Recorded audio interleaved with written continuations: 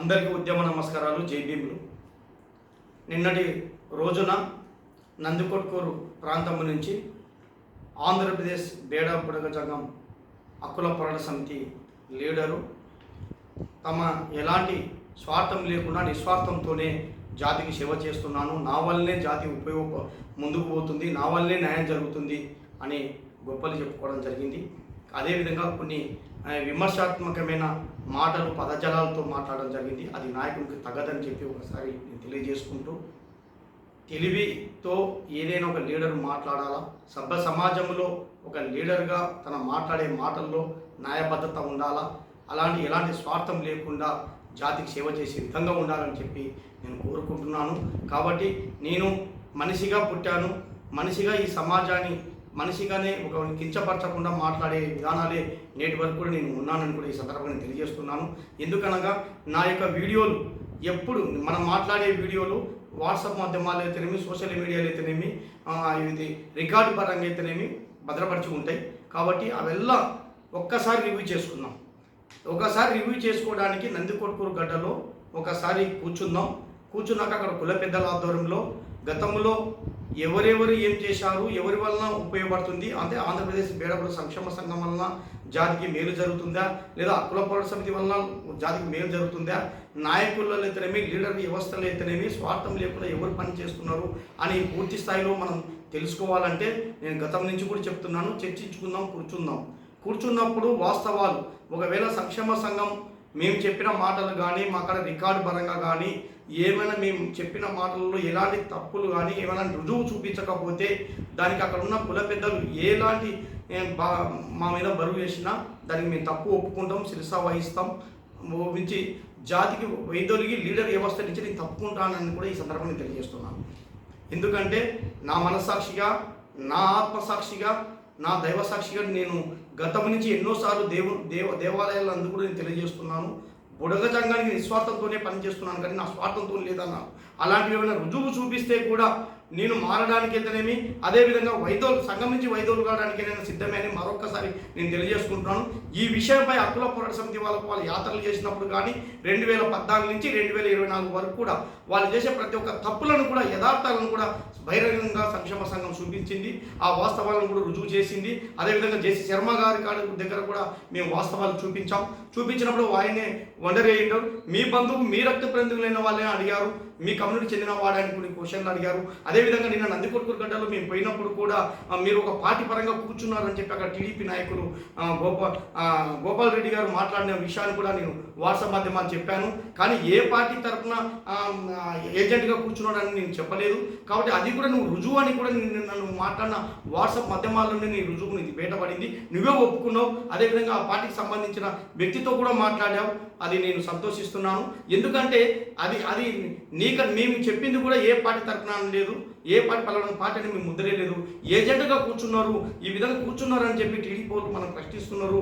కాబట్టి ఈ విధంగా బాగుండదు లీడర్ అని చెప్పాను, అది నువ్వు ఒప్పుకున్నావు. ఆ తప్పు నువ్వే రుజువు అయింది, నువ్వే సాక్ష్యాల ద్వారా కూడా చూపించావు. అంతకన్నా సాక్ష్యం ఏముందని కూడా మరొకసారి తెలియజేస్తున్నాను. అదేవిధంగా అదే కాకుండా అదే నందికొట్కూరు గడ్డ నందు 2 సుమోలు పెట్టి నువ్వు అక్కడ ప్రచారం కూడా చేసింది ఒక పార్టీకి. ఆ ఎవిడెన్స్లు కూడా అక్కడ ఉన్న వాళ్ళ ప్రత్యక్ష సాక్షులు కూడా నేను రుజువు చూపిస్తాను. ఇది మేము మాట్లాడిన సంక్షేమ సంఘం మాట్లాడిన ప్రతి ఒక్క మాట రికార్డు పరంగా అయితేనేమి, రాష్ట్రం నుంచి కేంద్రానికి పంపించినది అయితేనేమి, అదేవిధంగా ప్రతి ఒక్కటి మేము చేసిన ప్రతి ఒక్క ప్రూఫ్, ఐడెంటిటీ చూపించడానికి ఎప్పుడు వస్తుంది ఓ దేవుడా అని ఎదురు చూస్తున్నాను. ఎందుకంటే చర్చలు జరిగినప్పుడే కదా వాస్తవాలు బయటకు వచ్చేది. ఒక ప్రశ్న, ఒక ఎగ్జామ్లో ఒక 10th క్లాస్ పాస్ కావాలంటే ఎగ్జామ్ పరీక్ష పెడతారు. ఆ పరీక్షలో 100 మంది పిల్లలు రాసినప్పుడే కదా ఎవరికి మెరిట్ వచ్చింది, ఎవరికి ఎక్కువ జవాబు రాశారని చెప్పినప్పుడే అతను పాస్ ఆఫ్ ఫెయిల్ అని తెలుస్తుంది. ఆ విధంగా 2 సంఘాలు ఉండి నేను గొప్ప అని చెప్పుకోవడం పెద్ద గొప్ప కాదు. చర్చించుకుందామని చెప్పి గతం నుంచి కూడా నేను చెప్పాను. యాత్రలు చేసినప్పుడు పొలదానాలు పెట్టినా మీకు రాదు, ఇది కేంద్రంలో నిండి ఉందన్నారు. అప్పుడు మాయమాటలు చెప్పి జాతి ప్రజలకు ఇది 144 జీవో రద్దు కావాలి, 84 జీవో కొనసాగించాలని చెప్పి సాక్షాత్తు మీ కరపత్రంలో ఉండే వాస్తవాలు కూడా నేను గతంలో కూడా చూపించాను. ఇట్లా మాయమాటలు చెబుతూ మబ్బ పెడుతూ కులాల లీడర్ల గ్రామాలలో కుల పెద్ద మనుషుల ఐక్యం కట్టుకుంటూ వాళ్ళ కాడ గ్రామాలలో దండుకొని డబ్బులు వాస్తవాలను చెబితే నా మీద 2 లక్షలు తీసుకున్నావు, మీరు ఏరే ఇష్టి కులాలస్తుల కాడ తీసుకున్నావు, ఏమి తీసుకున్నా అది రుజువుకు నేను సిద్ధమే అని కూడా నేను తెలియజేసుకుంటున్నాను. ఒకవేళ నీ తప్పు తెలిసి నీ కాడ డబ్బు ఏమైనా అమౌంట్ వచ్చినా సంఘానికే ఉపయోగపడుతుంది, లేకపోతే నా తప్పు తెలిసి ఏమైనా సంఘానికి వచ్చినా సంఘానికే బాగుపడుతుంది కదా. ఇది రాజకీయ కోణం కాదు, ఇది జాతి ప్రయోజనాల కోణము, మన బిడ్డల భవిష్యత్తు అని నేను తెలియజేసుకుంటున్నాను. అదేవిధంగా నువ్వు 10 సార్లు నన్ను వికలాంగుడు అని ఎన్నోసార్లు కించపరిచావు. నేను ఒకటి నేను సూటిగా అడుగుతున్నాను, నా మనసులో ఉన్న భావాన్ని తెలియజేస్తున్నాను. నీకు వంశోధారుడు లేడు, నీకు 2 బిడ్డలు ఉండరు, 2 బిడ్డలు పెళ్లిళ్ళు చేశావు కాబట్టి కొడుకు ఉంటే కదా ఆ కొడుకు సర్టిఫికేట్, రిజర్వేషన్, ఆ విలువ అనేది నీకు తెలుస్తుంది. బిడ్డల్ని పెళ్లి చేస్తున్నావు కాబట్టి నీకు వస్తేనేమి రిజర్వేషన్, రాకపోతేనేమి అనే ఉద్దేశంతోనే బురద చల్లడానికే ఉండవు. కానీ నీ స్వార్థం గురించే ఈ విధంగా జాతి ప్రయోజనాలు అడ్డం పెట్టుకొని, జాతిని అడ్డం పెట్టుకొని ఎదుగుతున్నావు తప్ప నీ ఎలాంటి జాతికి ఉపయోగపడే విధానం లేదని చెప్పి నా భావన, నా వ్యక్తిగత విమర్శనాన్ని కూడా ఈ విధంగా నీకు తెలియజేసుకుంటున్నాను. అదేవిధంగా నా ఇల్లు 100 కోట్లకు అమ్మిస్తానన్నావు, నీకు అది ఆ మాట కట్టుబడి ఉంటే అమ్మిస్తావా, కొంటావా, కొను. అదేవిధంగా ఎర్రగడ్డ నందు నాకు మెంటల్ సర్టిఫికేట్ ఇప్పిస్తానన్నావు, ఉంది అన్నావు. నాకు మెంటల్ సర్టిఫికేట్ ఉన్నట్టు మీ నాయన ఆత్మసాక్షి మీ నాయన చెప్పమను. నేను ఆ ఊర్లో గ్రామంలో నేను సర్టిఫికేట్ ఇప్పించింది నిజమా అబద్ధమని మీ నాయన గారు అయితేనేమి, నీకు పిల్లనిచ్చినటువంటి శ్రీగిరి వెంకటేశ్వర గారు అయితేనేమి నా ఎంట తిరిగి ఇది వాస్తవం కాదో చెప్పమను, ఇది వాస్తవం కాదో తెలియమను. అదేవిధంగా మన ఊర్లో ఎంఆర్ఓ దగ్గరకు వచ్చి ఎంక్వైరీ చేయించి ఇది వాస్తవం కాదో చెప్పమను. అదేవిధంగా నేను లబ్ధి అంకర్షంగా కన్యాయాన్ని అడ్డుకున్నప్పుడు అక్కడ నువ్వు కూడా నాకు ప్రత్యక్షంగా నా సంఘంలో ఉన్నవాళ్ళు లేవా చూసుకో. అదేవిధంగా నా నాయకత్వంలో నువ్వు పని చేసినావా, పని చేయలేదా చూసుకో. ఈ విధంగా ఇదో ఫస్ట్ నుంచి నేను ఉద్యమాలు చేసినప్పుడు కూడా 2008 నుంచి నా నాయకత్వంలో కాదు వేరే నాయకత్వంలో నువ్వు అని అంటున్నావు. నేను సీనియర్ల నాయకత్వంలో పనిచేశాను, అప్పుడు సర్టిఫికేట్ సాధించాను, వాటి కట్టుబడి ఉన్నాను, ఎలాంటి నిస్వార్థం లేకుండా పనిచేస్తున్నానని అనే విధానంలో నేను నిండి ఉన్నానని తెలియజేసుకుంటున్నాను. అదేవిధంగా మీ కుటుంబం ద్వారా ఎస్సీ సర్టిఫికేట్ ఇవ్వలేదన్నావు. ఇదో మీ అన్నగారికి సంగమేశ్వరరావు గారికి లోన్లో కర్నూలు లోన్లో డబ్బులు తీసుకున్నాడా తీసుకోలేదా చూసుకో. మళ్ళీ ఏ సర్టిఫికేట్ ఎస్సీ కింద తీసుకున్నాడా తీసుకోలేదా చూసుకో. మీ అన్నగారి పేరు ఉందా లేదా చూసుకో.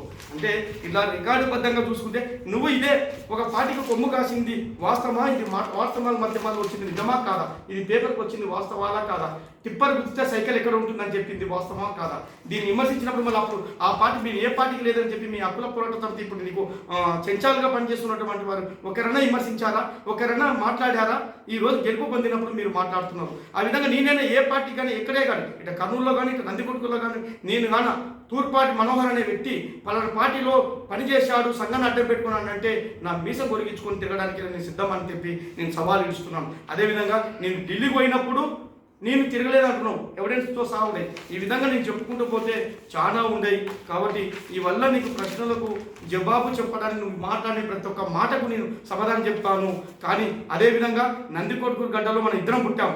ఆ గడ్డకు వన్నె తెచ్చే విధంగా ఉండాలి, ఆ గడ్డకు పేరు తెచ్చే విధంగా ఉండాలి. కానీ ఆ గడ్డను నువ్వేమైనా ఉద్యమాల గడ్డను నేను వర్ణిస్తే నువ్వు ఈ గడ్డ పనికిరాని గడ్డలాగా భావనతో నువ్వు మాట్లాడే విధంగా వర్ణించడం ఎంతవరకు సమంజసం అని చెప్పి నేను ప్రశ్నిస్తున్నా. నేను ఈ గడ్డ కించపరచ ఉద్యమాల గడ్డ నేను వర్ణిస్తే తోపుల గడ్డ అన్నావు, తోపుల గడ్డాన్ని విమర్శించావు.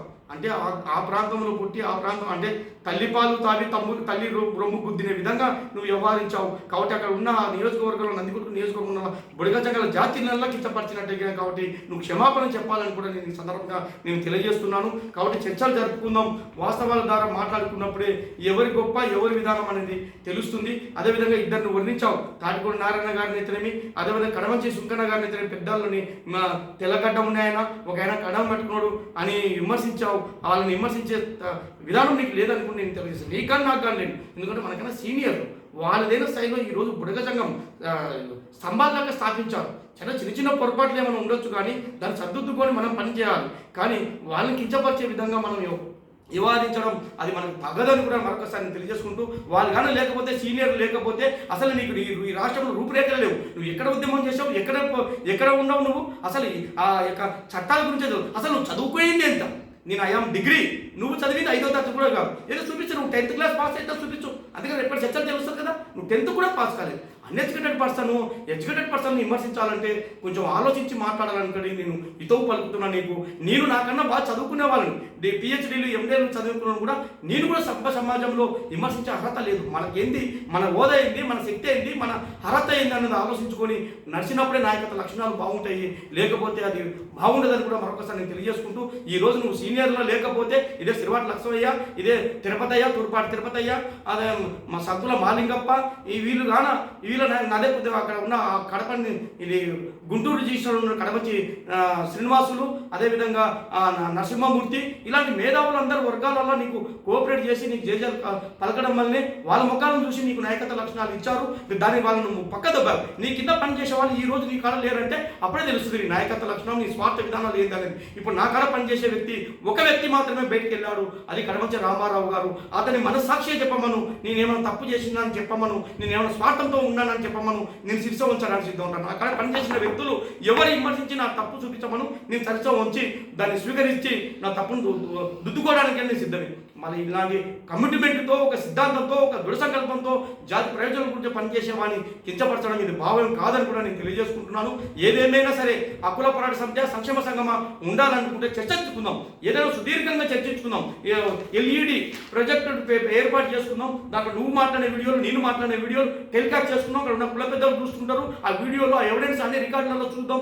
ఎవరిలో ఏ తప్పులు దొరుకుతావో వాళ్ళని నువ్వు తప్పు చేసినావంటే శిక్ష చేస్తే దానికి అరుణ్గా నేను భావిస్తా, దాన్ని ఒప్పుకుంటా, నేను శిక్ష వహిస్తా. నాకు లీడర్గా పదవిగా లేదు.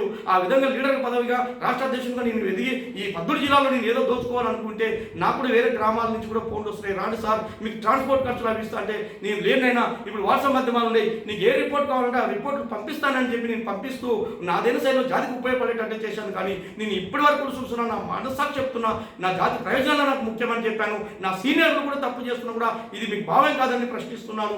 ఇవి ఇక రాజకీయ నాయకులను ప్రశ్నిస్తున్నాను. మీరు అన్నారు టీడీపీ పార్టీని విమర్శించారు. టీడీపీ పార్టీ కాదు, వైఎస్ఆర్సీపీ పార్టీని కూడా ప్రెస్ మీటింగ్ పెట్టి విమర్శించారు. మాట ఇచ్చిన మాట నిలబెట్టుకోండి అని చెప్పి అడిగాను. అది నా బాధ్యత, నా కర్తవ్యం, నా దృఢ సంకల్పం. ఒక లీడర్గా నా హక్కు అది నా జాతి ప్రయోజనం చేశాడు. కానీ ఈ రోజైనా సరే ఏ పార్టీలు న్యాయం చేయకపోయినా వాళ్ళ ఎవిడెన్స్ ఉన్నాయి. ఆ ఎవిడెన్స్ ద్వారా నేను ప్రజాస్వామ్యబద్ధంగా వాళ్ళని అడిగే హక్కు ఉంది, ప్రశ్నించే సత్తా ఉంది, ఆ విధంగా మాట్లాడగల సమత ఉంది జాతి ప్రయోజనాల గురించే. కానీ నా స్వార్థం గురించి ఎక్కడ చెప్పాలా? మీలక ఏదో లోన్లు తీసుకొని సర్టిఫికేట్లు ఇప్పించింది నేను కాదని చెప్పారు. ఇంతకన్నా ఎవిడెన్స్ ఏమున్నాయని మరొకసారి నేను తెలియజేసుకుంటూ ఈ విధంగా కించపరిచే వాక్యాలు మానుకోవాలని హక్కుల పోరాట సమితి లీడర్ గారికి మనవి చేస్తూ చర్చించుకుందాం, కూర్చుందాం. నా తప్పైతే నేను సంఘం నుంచి వైదొలుగుతా, నువ్వే రాజ్యం వెళ్తూ అని కూడా నేను తెలియజేస్తాను. కానీ మాటలు చెప్పడం గొప్ప కాదు, ఆ మాటలు రుజువు చూపించడం వాడే గొప్పవాడు అనేది గ్రహించాలని చెప్పి నేను తెలియజేసుకుంటున్నాను. కాబట్టి నువ్వు అన్ఎడ్యుకేటెడ్ పర్సన్, నేను ఎడ్యుకేటెడ్ పర్సన్ అయినా నీకు సమాధానం చెప్పేంత నేను హోదా విధానం నాకు లేకపోయినా కూడా సమాధానం చెప్తున్నాను. ఎందుకంటే నువ్వు పోయేది తప్పుదోవా, జాతి ప్రజలంగా మాయమాటలకు ముంచుతున్నావు, అన్యాయానికి దారి తీస్తున్నావు, జాతిని ద్రోహం చేస్తున్నావు. కాబట్టి ఈ విధంగా మనం కూర్చుంటే ఎన్నో ప్రయోజనాలు జాతికి ఉపయోగపడుతుందని గతము నుంచి కూడా 2014 నుంచి ఇప్పటి వరకు కూడా నేను చర్చించుకుందాం అన్నాను. మీ కమ్యూనిటీ వాళ్ళు నాకు ఫోన్ చేసినా కూడా నేను చర్చించుకుందామని చెప్పాను. ఇవాళ వాట్సాప్ మాధ్యమాలు చూస్తలేరా? మరి ఇప్పుడు అంటలేదు, మరి కూర్చోడానికి ఏమైంది? ఇప్పుడు అన్నావు నందికొట్కూరు గడ్డలో కూర్చుందాం అన్నావు. అదే మాట మీద నిలబడాలని చెప్పి నేను హక్కుల పోరాట సమితి లీడర్ గారికి తెలియజేసుకుంటూ, ఎప్పుడు పిలుపునిచ్చినా కూడా పెద్ద మనుషులను నేను వహిస్తా, మీ మీద ఒక మచ్చ వేశాను, ఆ మచ్చని నేను రుజువు చూపించుకోవాల్సిన బాధ్యత హక్కుల పోరాట సమితి వారికే ఉందని కూడా మరొకసారి తెలియజేసుకుంటూ జై హింద్, జై బుడగ సంఘం, జై బుడగ సంఘం.